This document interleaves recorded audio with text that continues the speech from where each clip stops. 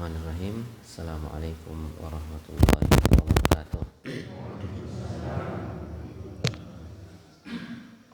Alhamdulillah wassalatu wassalamu ala Rasulillah wa ala alihi wa sahbihi wa mawala.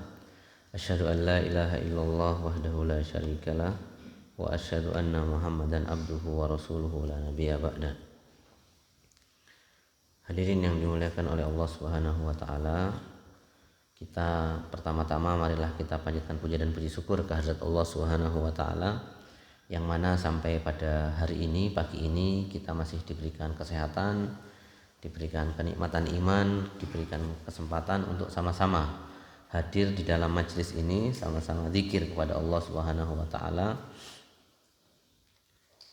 Semoga niat kita, langkah-langkah kita, keistiqomahan kita diganjar pahala oleh Allah Subhanahu wa taala dan dosa-dosa kita diampuni oleh Allah Subhanahu wa taala. Amin ya rabbal alamin. Hadirin yang dimuliakan oleh Allah Subhanahu wa taala, insyaallah pada pagi hari ini kita akan sama-sama mencoba melanjutkan salah satu buku fenomenal, buku Umdatul Ahkam atau kitab Umdatul Ahkam, yang mana buku ini atau kitab ini cukup lengkap, cukup menarik, dan kita sampai pada pembahasan pagi hari ini tentang bersiwak. Salah satu syariat atau salah satu kebiasaan Rasulullah Shallallahu Alaihi Wasallam di dalam kehidupannya adalah beliau suka bersiwak. Hadirin yang dimuliakan oleh Allah Subhanahu wa taala, ini ada hadis yang diriwayatkan oleh sahabat-sahabat yang mulia, namun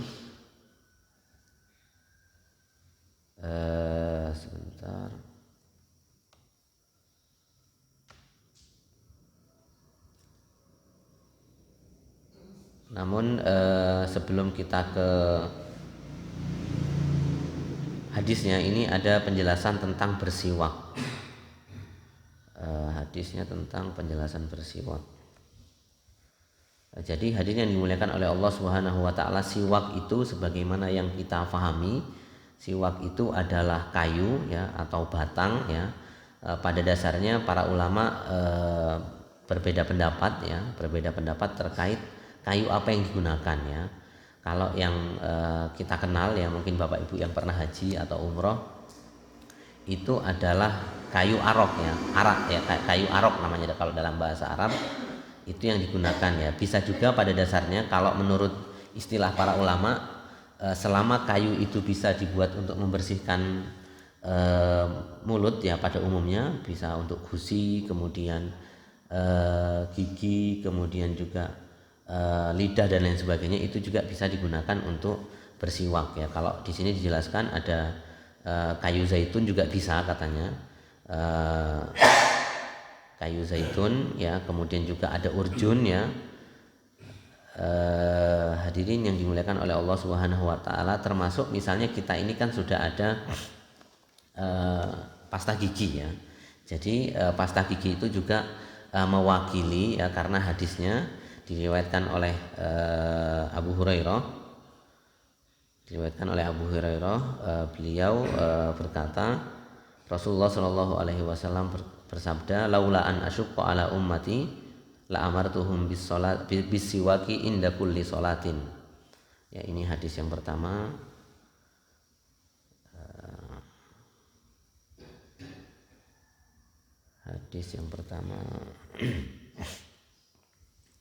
Diriwayatkan oleh Imam Bukhari. Ini lafadznya lafadz Bukhari, karena hadis Umdatul Ahkam ini sebagaimana yang kita bahas di awal, bahwasannya hadis Umdatul Ahkam itu adalah riwayat Bukhari Muslim. Nah, hadis yang pertama nanti akan kita bacakan 4 hadis atau 3 hadis di bab siwak. Ini karena hadisnya nggak terlalu banyak tentang siwak. Yang pertama adalah hadis yang diriwayatkan oleh Abu Hurairah radhiyallahu anhu. Rasulullah Shallallahu Alaihi Wasallam bersabda, laula an asyqa ala ummati la amartuhum bisiwaki inda kulli wudu'in. Jadi kata Abu Hurairah radhiyallahu anhu pernah mendengar Rasulullah Shallallahu alaihi wasallam bersabda, jika ya tidak menyulitkan ya laula an asyqa ala ummati la amartuhum bisiwaki inda kulli wudu'in. Ya di sini inda kulli wudu'. Jadi Abu Hurairah meriwayatkan Rasulullah bersabda, jika tidak menyulitkan umatku maka aku akan memerintahkan mereka untuk bersiwak setiap selesai wudu ya. Jadi hadirin yang dimuliakan oleh Allah Subhanahu wa taala, hadisnya singkat, padat dan jelas. Ya laula an asyqa ala ummati la amartuhum bisiwaki inda kulli wudu'in. Di dalam riwayat lain inda kulli sholatin ya. Jadi ini ada kalimat laula ya. Kalau dalam kaidah usul fikih itu perintah ya. Ini sebetulnya perintahnya pilihan ya. Biasanya kalau dalam kaidah hukum Islam itu kalau ada perintah itu biasanya wajib ya. Kaidah umumnya dalam syariat itu, misalnya kalimat wa aqimus shalah, maka sholat itu hukumnya wajib. Ya, jadi kalau dalam kaidah hukum Islam, kalau ada perintah di dalam ayat maupun hadis itu hukum asalnya adalah wajib. Ya, kalau ada larangan maka hukum asalnya adalah haram. Ya, kebalikannya ya. Jadi kaidah hukum Islam itu kalau ada perintah, nah di sini perintah tapi dikasih pengecualian ya. Di depannya sudah dikasih laula, jika tidak ya jadi tidak langsung. Misalnya la amartuhum bisiwaki inda kulli wudu'in, saya perintahkan, itu di belakang ya. Di depannya ada pengecualian dulu ya.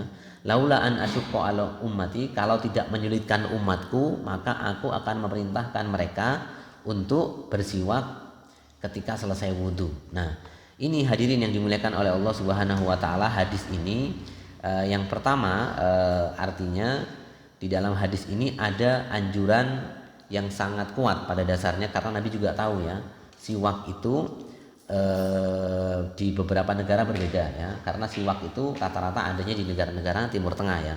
Karena Nabi juga tahu nanti umat Islam ini bakal menyebar. Nah, sehingga para ulama melihat salah satu rahmatnya Islam ya, salah satu kelenturan atau fleksibilitas Islam itu dia tidak menghukumi dengan satu saja ya. Jadi siwak itu mungkin di negara lain berbeda. Seperti kita kalau punya siwak afdol ya, karena ini termasuk kita mengikuti sunnah Rasulullah. Tapi kalau di kita kan tidak ada siwak ya. Siwak itu harus nunggu beli dan lain sebagainya. Yang paling gampang adalah pasta gigi, itu juga boleh ya. Karena nanti kita akan melihat pesannya adalah bukan pada siwaknya tapi pada membersihkan mulut ya. Pesannya itu pesan hadisnya. Nah, ini ada penjelasan dari Abdurrahman As-Sa'di, fihi aslun min usuliddin wa huwa ma'rifatu sifatihi sallallahu alaihi wasallam wa annahu bil mu'minina raufur rahim ya. Di dalam hadis ini dapat kita ambil kesimpulan, kata Abdurrahman As-Sa'di, aslun min usuliddin, salah satu dasar atau landasan agama Islam itu adalah mengetahui sifat Rasulullah, wa ma'rifatu sifatihi sallallahu alaihi wasallam. Kita mengetahui sifat Rasulullah. Wa annahu bil mu'minina raufur rahim. Ini ada ayat ya. Wa annahu selaras dengan ayat bil mu'minina raufur rahim ya. Nabi itu hadirin yang dimuliakan oleh Allah Subhanahu wa taala, salah satu sifatnya adalah maha pemaaf ya dengan orang-orang mukmin ya. Itu harusnya idealnya kita juga sama ya. Kita itu kalau sesama mukmin, sesama muslim harusnya sayang ya. Tidak boleh saling curiga. Ya, sekarang ini kan kita berbeda ya. Sekarang ini sudah agak berbeda, tetapi harusnya kita mengikuti Rasulullah ya. Kita ini dengan orang kafir toleran, tetapi dengan saudara kita tidak toleran. Ini tidak benar ya. Nah, ini Nabi mencontohkan ya. Salah satunya adalah bil mu'minina raufur rahim. Kalau ada saudara kita ya, kita harus toleran ya. Kita lebih sayang kepada orang-orang mukmin ya. Ya, ini salah satu karakternya, sehingga Nabi itu kalau mau buat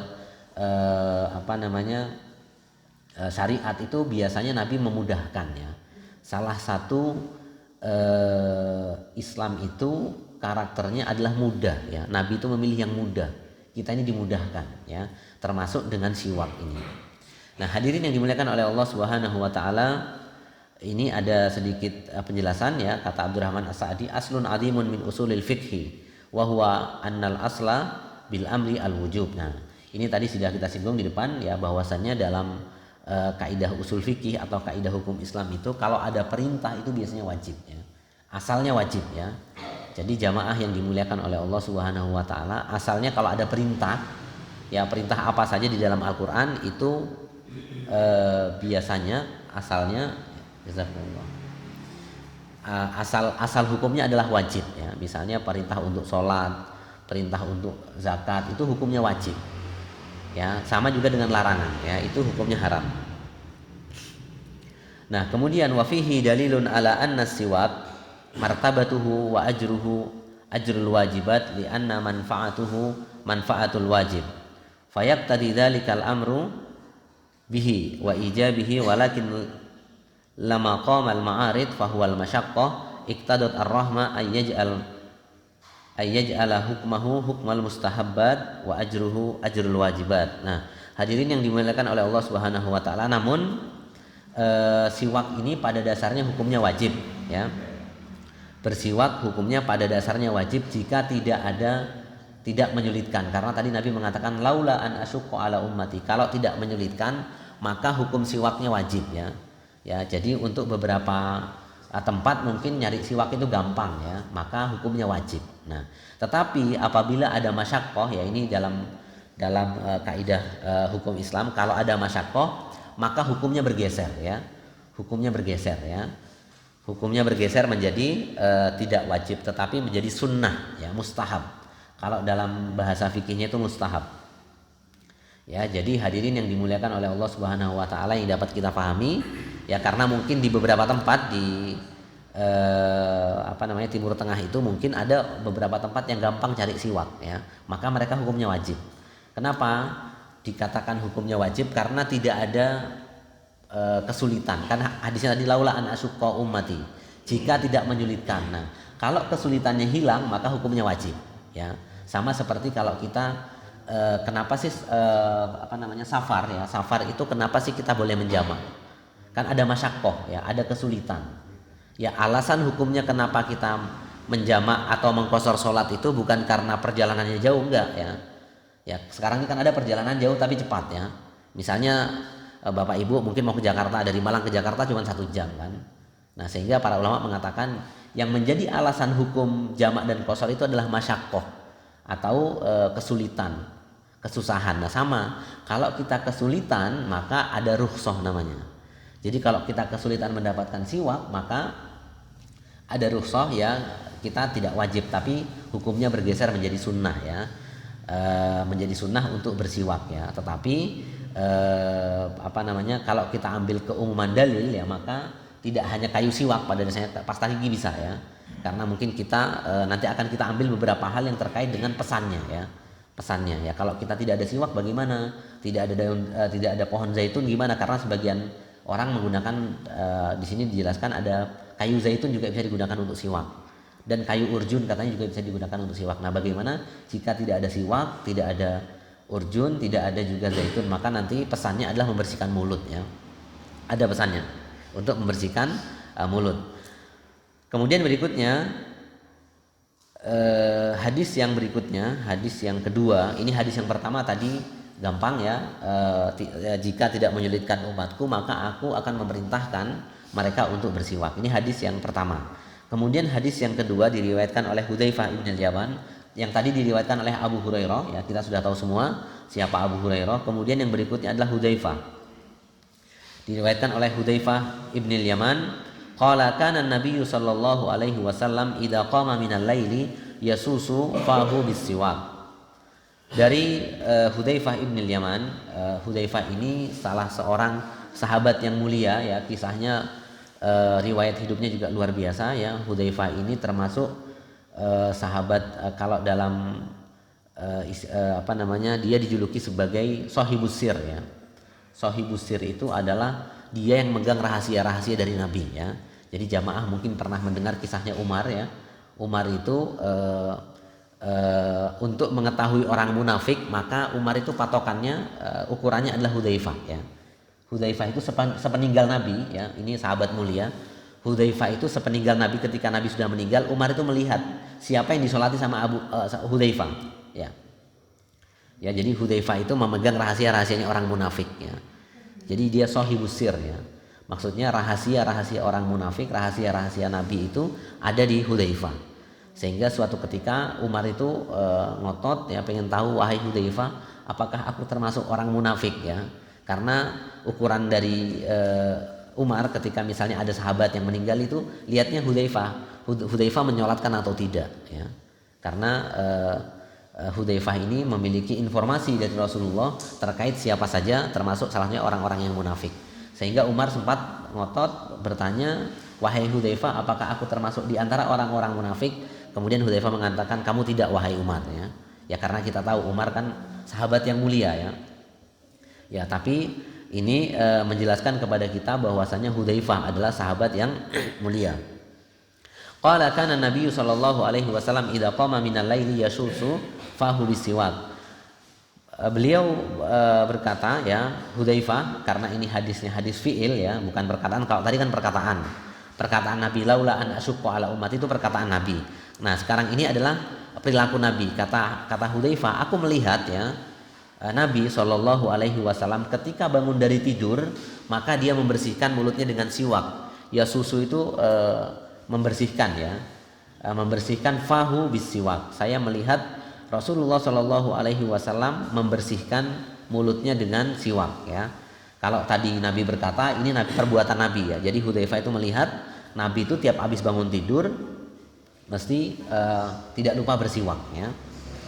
Nah hadirin yang dimuliakan oleh Allah Subhanahu Wa Taala, ini hadis yang kedua ya, menjelaskan kepada kita bahwasannya salah satu kebiasaan Nabi itu adalah dia tidak hanya berkata tapi juga Nabi berbuat ya. Jadi ini kebiasaan Nabi, kata Hudzaifah, tiap habis bangun tidur ya Nabi membersihkan mulutnya dengan siwak. Nah kemudian dalil yang dapat kita ambil, fihi istihbab at-tasawwuf liman istaiqadha min naumil laili wa fi ma'nahu naumin nahar wa dzalika litandif al-fam minal abkhirah al-mutasaidah ilaihi halan naum. Baik. Hadirin yang dimuliakan oleh Allah Subhanahu Wa Taala, di dalam hadis ini artinya Rasulullah Shallallahu Alaihi Wasallam menjelaskan kepada kita sunnah ya, sunnah untuk siwak ya, barang siapa yang bangun tidur dari tidur malam ya. Jadi habis bangun tidur malam itu sunnahnya adalah menggosok gigi ya. Kalau kita menggosok gigi ya, silakan Bapak Ibu kalau misalnya bisa beli siwak ya. Karena kita ini kan beda kultur ya, di Indonesia ini kan siwak agak kesulitan ya. Ya untuk sementara kita menggunakan pasta gigi sudah cukup ya.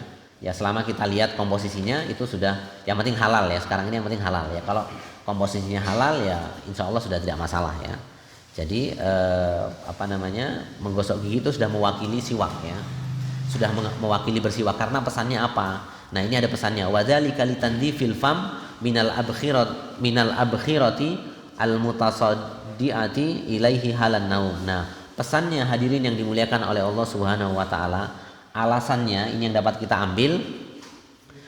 kita ambil adalah di dalam hadis ini adalah kebersihan mulut ya, kebersihan mulut ya. Jadi membersihkan mulut itu boleh dengan siwak, boleh dengan pasta gigi, maka itu sudah cukup ya. Kenapa? Karena di dalam hadis ini ya dijelaskan untuk menghilangkan bakteri-bakteri ketika kita tidur ya. Ya ini untuk litandif ya, untuk membersihkan mulut dan dari bakteri atau kotoran ketika tidur ya. Nah hadirin yang dimuliakan oleh Allah Subhanahu Wa Taala, bersiwak itu bersiwak itu umum ya, maksudnya boleh dengan gigi, gusi, ya mulut secara umum boleh ya. Jadi para ulama mengatakan wasiwak yakunu alal lisati wal asnani wal lisani ya'khudhu biyadihil yusra mubtadi'an bijanibi fammihil ayman ya. Jadi bersiwak itu dari gusi ya, gigi maupun mulut maupun lidah itu boleh saja ya. Jadi teknisnya boleh-boleh saja ya. Ini nanti ada perbedaan pendapat tapi tidak terlalu dalam ya. Ada yang mengatakan bolehkah bersiwak dengan tangan kiri, nanti ada penjelasan singkat. Karena di sini dijelaskan untuk beberapa waktu yang lalu kan sempat kita singgung terkait dengan membersihkan kotoran ya. Apakah bersiwak ini termasuk membersihkan kotoran? Ya, karena beberapa waktu yang lalu sempat kita singgung kalau membersihkan kotoran dengan tangan kiri ya, kalau untuk yang baik-baik menggunakan tangan kanan. Nanti ada perbedaan sedikit ya. Ada penjelasan sedikit dari para ulama. Ya, karena di sini dijelaskan oleh As-Sa'di, ya'khudhu biyadihil yusra mubtadi'an bi janibi famihil aiman ya.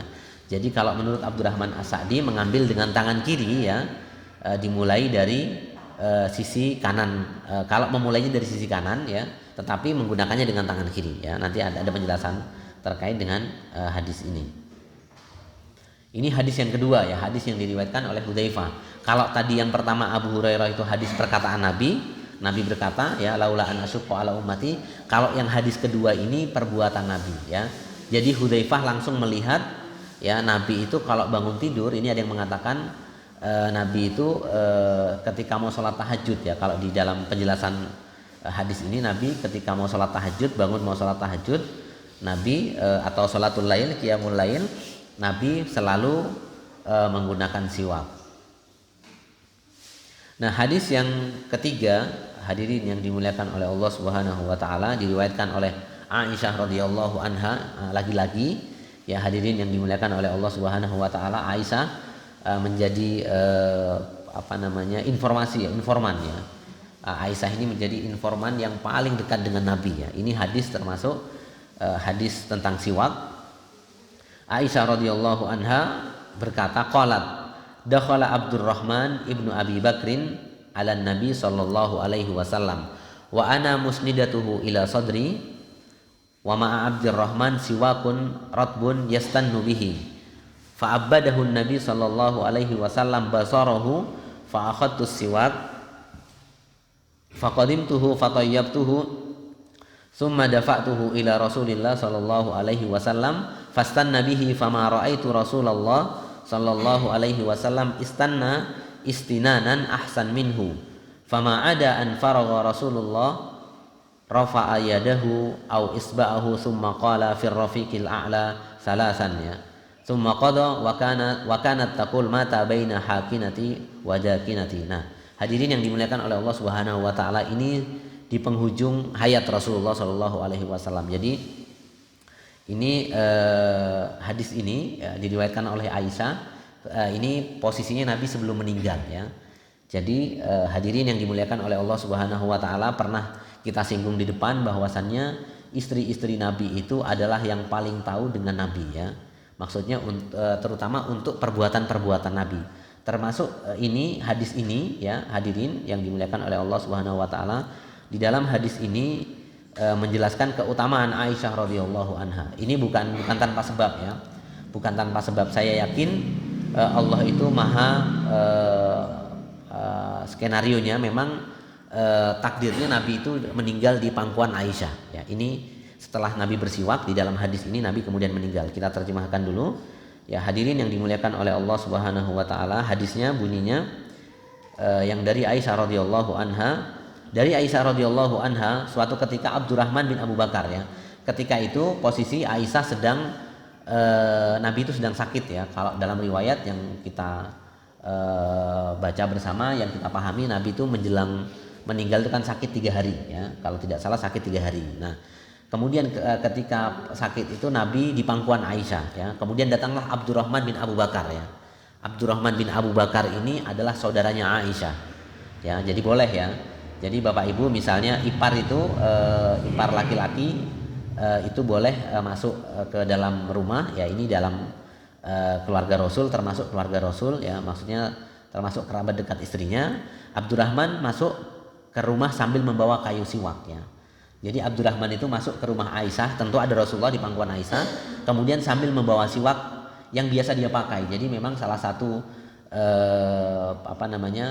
kebiasaan para sahabat, karena tadi ada hadis perkataan dan perbuatan itu, para sahabat juga salah satunya suka bersiwak. Nah, masuklah Abdurrahman ya, Abdurrahman bin Abu Bakar masuk, saudaranya Aisyah, kemudian membawa siwak ya. Sedangkan Rasulullah Shallallahu alaihi wasallam bersandar di dadaku, kata Aisyah, bersandar di pangkuan Aisyah. Rasulullah Shallallahu alaihi wasallam melihat kepadanya dengan isyaratnya. Jadi Aisyah tahu ya, kemudian oh Nabi kayaknya mau bersiwak ya. Jadi kondisi Nabi itu lemah ya, kemudian melihat Abdurrahman bin Abu Bakar membawa siwak. Kemudian Nabi itu melihat melihat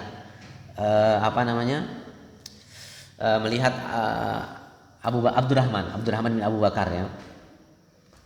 Nah kemudian Aisyah radhiyallahu anha tahu isyarat Nabi, dia kepingin siwak ya. Kemudian tanpa disuruh ya, inilah salah satu kecerdasan Aisyah ya. Pernah kita singgung, hadirin yang dimuliakan oleh Allah Subhanahu wa taala, Aisyah ini termasuk sahabat yang cerdas ya. Sehingga tidak salah ketika itu Nabi menikahi Aisyah itu bukan untuk senang-senang, tapi memang ada pesan ya. Aisyah itu salah satu fuqaha us-sahabah. Ya makanya ketika Nabi mengisyaratkan dia udah tahu, oh ini Nabi mau siwak ini ya. Kemudian dia mengatakan dia mengambil siwak ya, kemudian dilembutkan oleh Aisyah, ujungnya itu dilembutkan. Kemudian beliau pun bersiwak ya. Kemudian kata Aisyah radhiyallahu anha, aku tidak pernah melihat sebelumnya beliau bersiwak sebaik itu ya. Kemudian Aisyah mengatakan, aku belum pernah Nabi melihat bersiwak sebaik itu. Jadi siwaknya itu baik sekali ya. Biasanya mungkin Aisyah melihat ya bersiwak bagus, cuman ini lebih baik lagi ya. Setelah selesai beliau mengangkat tangannya atau jarinya seraya berkata Ar-Rafiqul A'la sebanyak 3 kali. Lalu beliau wafat di antara dagu dan lehernya Aisyah, artinya di pangkuan Aisyah.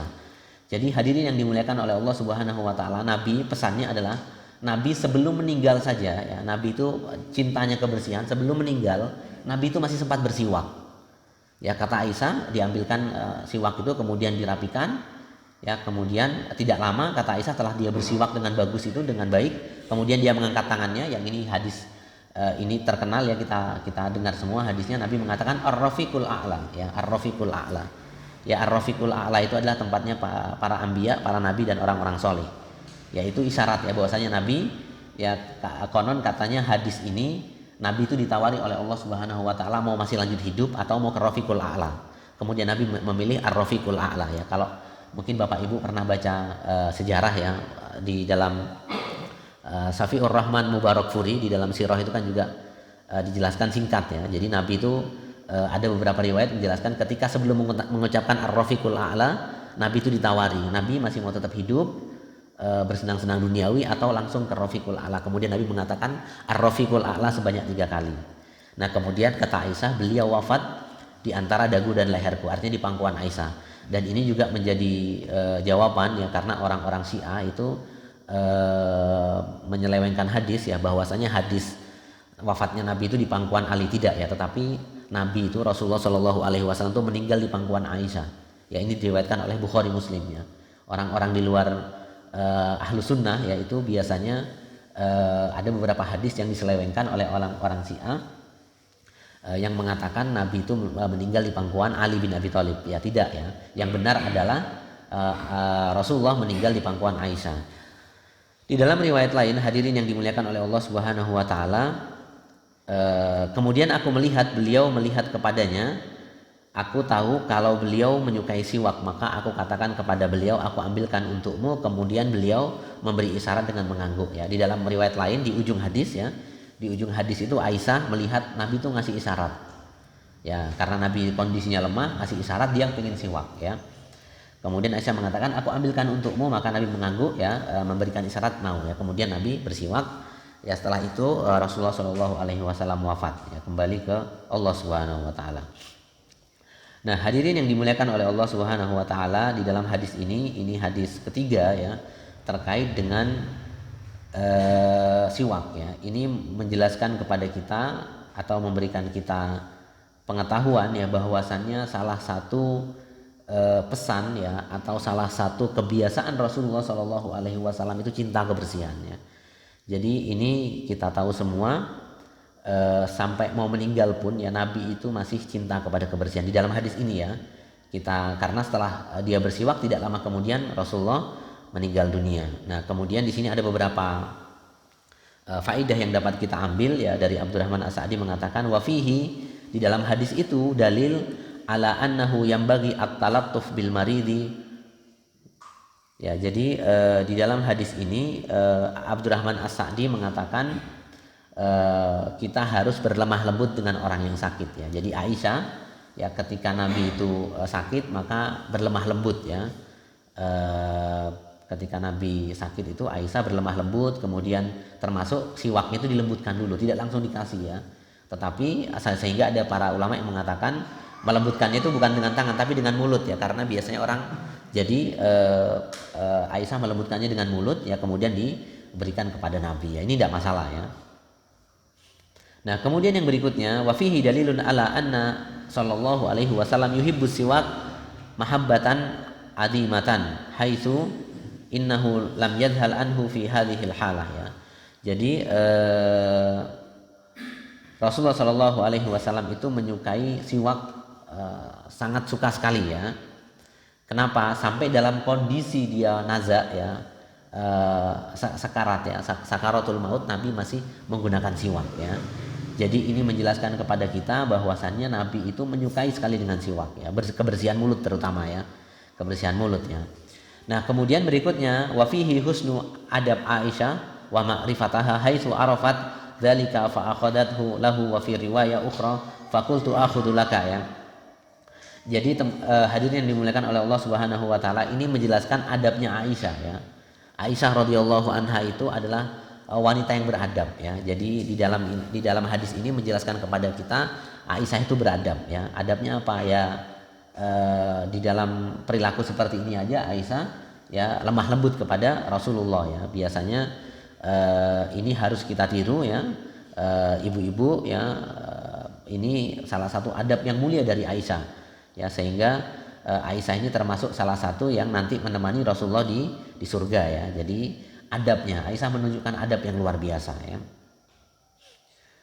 Nah kemudian ini ada perbedaan pendapat terkait dengan melembutkan ya. Ada yang mengatakan melembutkan dengan, tadi kita singgung sedikit ya, melembutkan dengan tangan ya, tetapi riwayat yang paling kuat adalah meriwayatkan dengan mulutnya sendiri. Jadi digigit-gigit sedikit oleh Aisyah kemudian diberikan kepada Nabi ya, sehingga bercampur air liur Aisyah dengan Rasulullah Shallallahu Alaihi Wasallam, tidak mengapa ya, tidak mengapa. Nah hadirin yang dimuliakan oleh Allah Subhanahu Wa Taala, terakhir ya terkait penjelasan hadis ini, hadis dari Aisyah, kamalu mahabbatihi li Aisyah wa mahabbatiha lahu haitsu innahu tuwfiya fi aqrabil halat ilaiha. Ini salah satu kelebihan Aisyah radhiyallahu anha ya, dan cintanya Aisyah kepada Rasulullah Shallallahu Alaihi Wasallam, sehingga dia menemani Nabi sampai di penghujung hayatnya. Ini suatu yang luar biasa ya.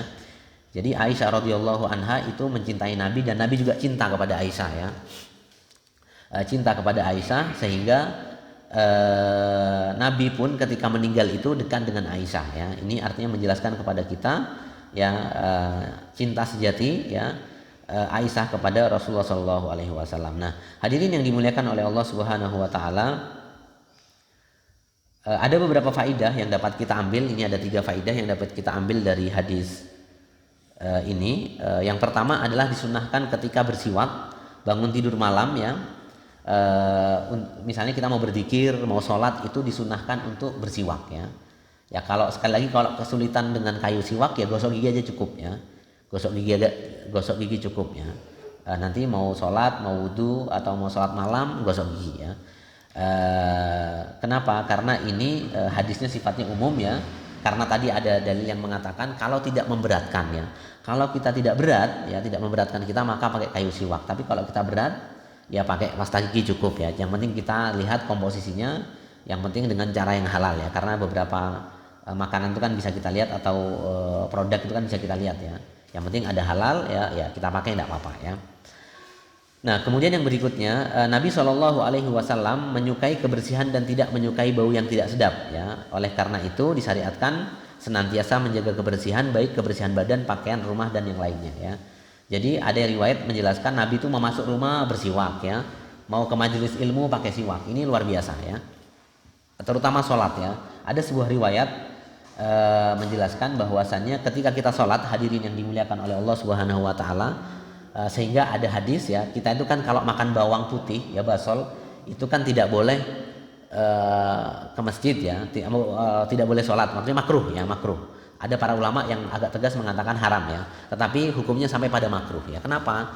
Karena ya ada riwayat yang menjelaskan bahwasannya ketika kita sholat mulut kita itu dengan para malaikat itu berdekatan ya. Ya jadi sehingga Nabi itu katanya tidak menyukai bau ya. Malaikat itu tidak menyukai bau, salah satunya adalah bau basol ya, bawang ya.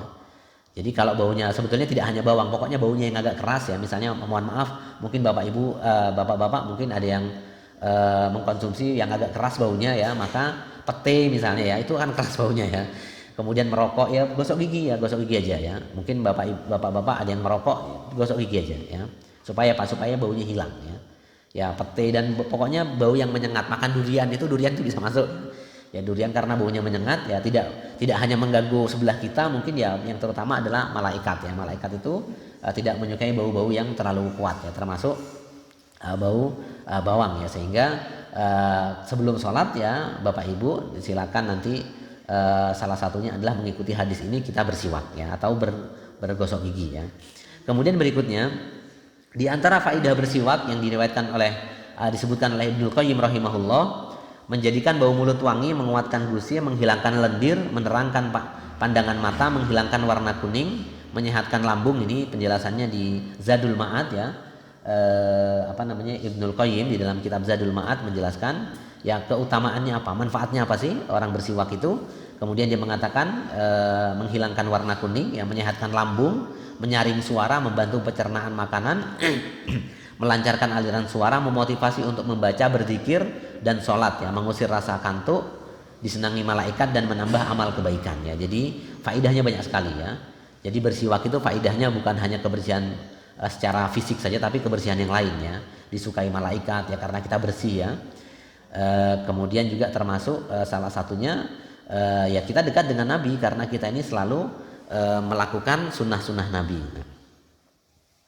Nah ini ada penjelasan tadi yang singkat ya terkait dengan tangan kanan atau tangan kiri. Nah ini yang terakhir ya, permasalahan yang berkaitan dengan tangan kiri atau tangan kanan.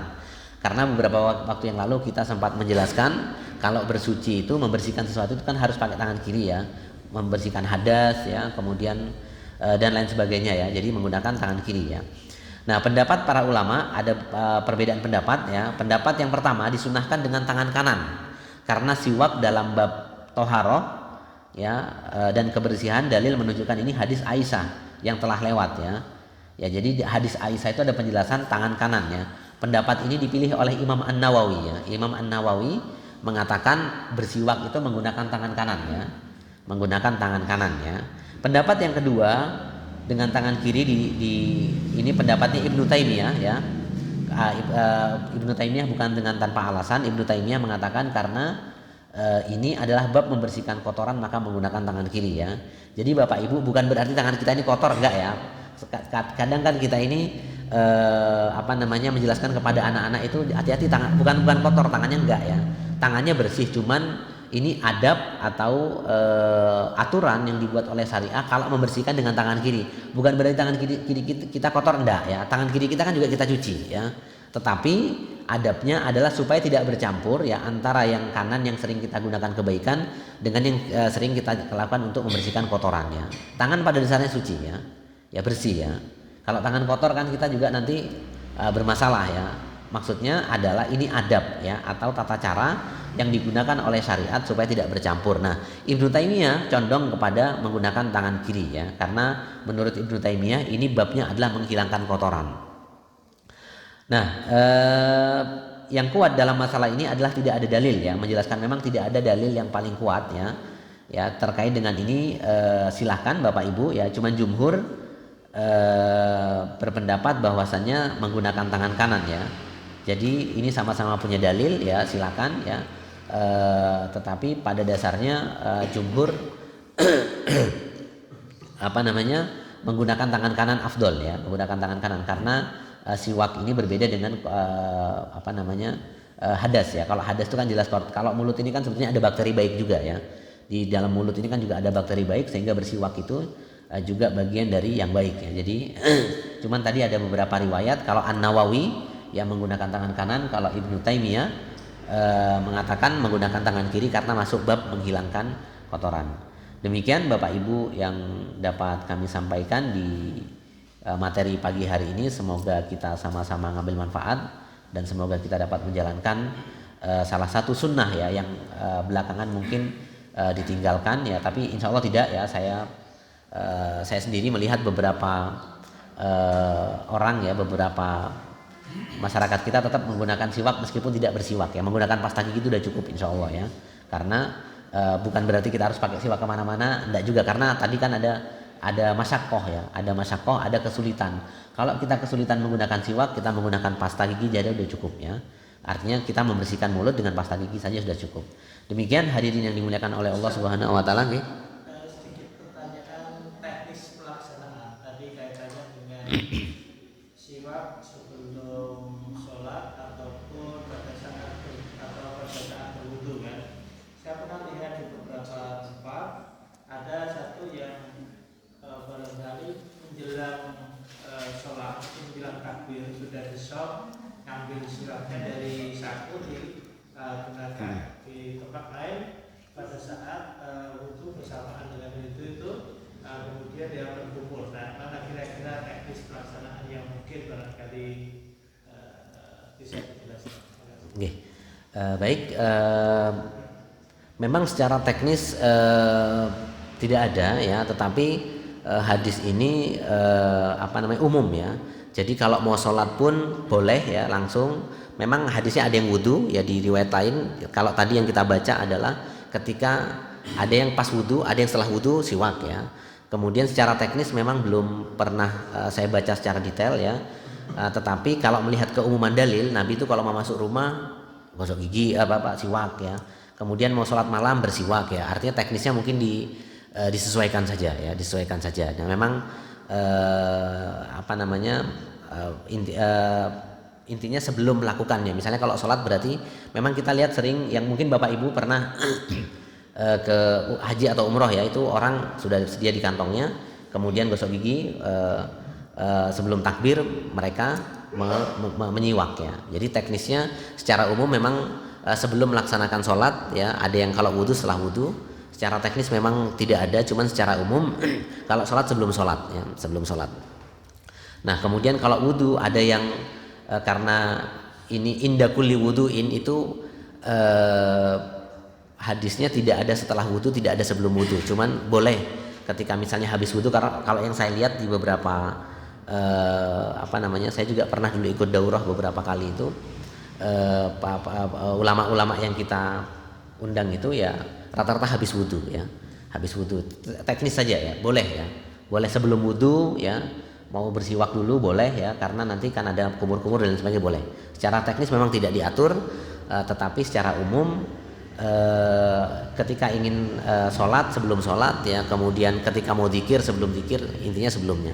Mungkin itu yang dapat saya sampaikan. Mohon maaf mungkin ada tidak terlalu detail ya, karena di dalam penjelasannya memang tidak ada teknisnya. Tapi secara umum ketika kita hendak sholat, ketika kita hendak wudu ya, atau kalau tadi ada penjelasan singkat dari Abdurrahman As-Sa'di, Nabi itu mau masuk rumah bersiwak ya, kemudian mau mau ke majelis taklim pakai siwak ya. Jadi ya sebelumnya. Mungkin itu Pak yang dapat kami sampaikan. Nggih. Baik hadirin yang dimuliakan oleh Allah Subhanahu wa taala, cukup insyaallah pagi ini, semoga kita sama-sama dapat mengambil manfaat dan majelis kita ini diridhoi oleh Allah Subhanahu wa taala dan dosa-dosa kita diampuni oleh Allah Subhanahu wa taala. Demikian akhirul kalam. Assalamualaikum warahmatullahi wabarakatuh.